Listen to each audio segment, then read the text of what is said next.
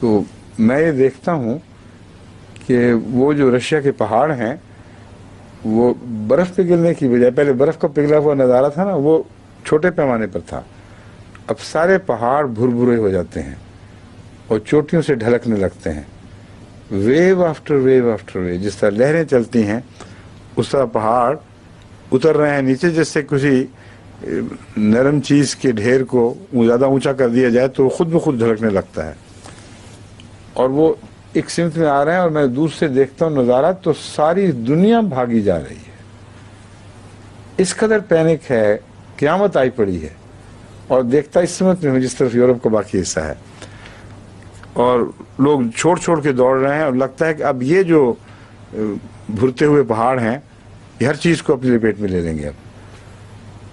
اس وقت ہمارے ساتھی جو ہیں ان میں بھی مجھے تھوڑی سی گھبراہٹ ہوتی ہے کہ کیوں نہیں میں اب جلدی چل رہا۔ میں ان سے کہتا ہوں کہ مجھے کوئی فکر نہیں ہے، کیونکہ اللہ تعالیٰ نے وہ رستے بنائے ہوئے ہیں جن سے میں آرام سے نکل جاؤں گا، اس لیے کوئی گھبراہٹ نہیں۔ تو آرام سے بیٹھو، تیاری کرو، اور دروازے بند کر کے پھر ہم کار سٹارٹ کرنے لگتے ہیں تو بخواب ختم ہو گئی۔ اس سے میں یہ سمجھتا ہوں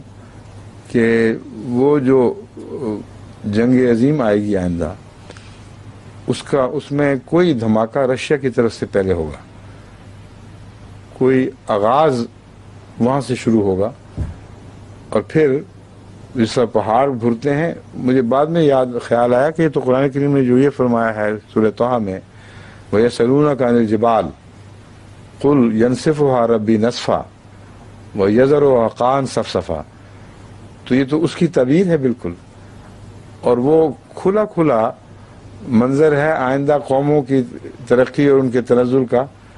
اور اسلام کے راستے میں جو حائل ہیں وہ پھر اسلام قبول کرنے کے لیے آمادہ ہوں گے جب وہ ان کے تکبر ٹوٹ جائیں گے۔ تو یہ رویا دراصل اسی کی تفسیر ہے، کس طرح پہاڑ بھرتے ہیں اور کس طرح وہ لیول ہونے لگتے ہیں۔ تو ہو سکتا ہے آغاز رشیا ہی کی طرف سے ہو کسی وجہ سے، ابھی تک تو دوستیاں ہیں لیکن ظاہری دوستیاں، حقیقی دوستی کوئی نہیں ہے۔ کوئی ایسا واقعہ ہو جائے، وہاں اندرونی انقلاب آ جائے، سخت گیر لوگ دوبارہ حاکم ہو جائیں، کوئی اور ایسا واقعہ ہو جس کے نتیجے میں پھر وہ دھماکہ ہو جائے، تو یہ احتمالات سب احتمال نہیں بلکہ یقیناً ہونے والی باتیں ہیں جو آئندہ زمانے میں ہوں گے۔ اب اللہ بہتر جانتا ہے ہم دیکھیں گے یا بعد میں لوگ آنے والے دیکھیں گے، لیکن انہوں نے مٹنا تو ہے ہی۔ یہ وہ آیت ہے جو اپنی جگہ اس کی الگ پیشگوئی فرما رہی ہے، وَمَن يَكْفُرْ بَعْدُ مِنْكُمْ، بس جو بعد میں تم میں سے کوئی انکار کرے گا، فَإِنِّي أُعَذِّبُهُ عَذَابًا لَا أُعَذِّبُهُ أَحَدًا مِنَ الْعَالَمِينَ، پھر میں اسے ایسا عذاب دوں گا کہ جب سے زمانہ بنا ہے کبھی کسی اور قوم کو ایسا عذاب نہیں دیا گیا۔ اور واقعتاً جو ایٹامک وارفیئر ہے، جو جس میں ایٹامک سٹاسفے ہو جاتا ہے، جو ہولوکاسٹ، اس کا تو کوئی جواب ہی نہیں، ویسے تو دنیا نے کوئی چیز دیکھی نہیں، مگر یہ بھی خوشخبری ہے کہ احمدیوں کو اللہ بچا لے گا، رستہ رکھا ہوا ہے جس رستے سے وہ نکل جائیں گے انشاءاللہ۔